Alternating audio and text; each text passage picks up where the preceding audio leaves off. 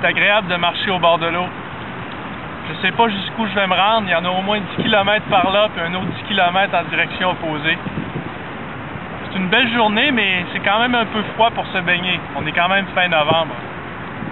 Si c'était l'été, je vous assure, je serais dans l'eau. Pourquoi? Parce que je le pourrais.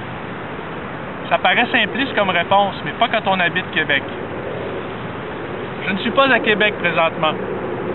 Je suis de passage aux États-Unis d'Amérique, un pays où les rives sont un bien public. Un bien où on ne fait pas seulement se promener et regarder l'eau sans y toucher, mais où on peut se baigner, naviguer, ramer, pagayer, pêcher et surfer. Ici, les États ont l'obligation de veiller à ce que l'accès aux rives et aux plans d'eau soit possible, gratuit et préservé pour tous les citoyens. Cela signifie que pour être réalisable, un projet privé ne doit pas seulement démontrer qu'il ne menace pas l'environnement et la sécurité de la population, mais aussi qu'il ne met pas en péril ce droit des citoyens de jouir de leurs rives et de leurs plans d'eau.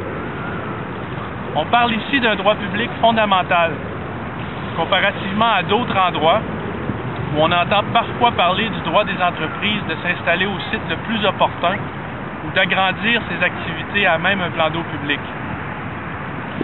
Mais au-delà de tout ça, une chose est sûre. Les Américains ont compris que le récréotourisme et les plages, c'est du big business.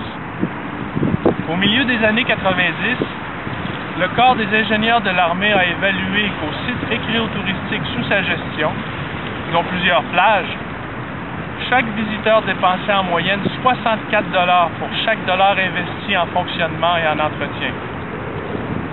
Ça peut paraître un peu gros comme chiffre. Surtout quand on vient de Québec. On sait que Québec n'a pas les vastes plages développées de la Floride et de la côte est américaine. Or, en Floride, ce chiffre n'est pas 64 $, mais 181 $. Pour l'État de New York, c'est 242 $ qui sont dépensés en moyenne par visiteur pour chaque dollar investi. Évidemment, toute cette activité économique génère des emplois. En fait, l'industrie récréotouristique des côtes américaines est la deuxième en importance au pays. À Québec et aussi à Lévis, les rives du fleuve sont présentement très convoitées. Cela exige des citoyens et de nos gouvernements qu'ils aient une vision particulièrement claire de l'avenir.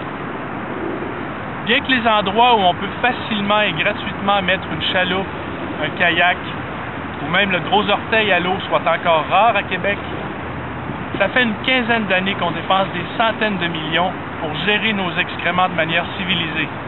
Et ça marche. Autrefois une soupe dégoûtante en face de Québec, l'eau du fleuve est maintenant baignable 70% du temps. D'ici peu, ce sera 100% du temps. Québec, ville du patrimoine mondial de l'UNESCO, où on aimerait bien diversifier l'offre touristique pour que nos visiteurs restent plus longtemps chez nous.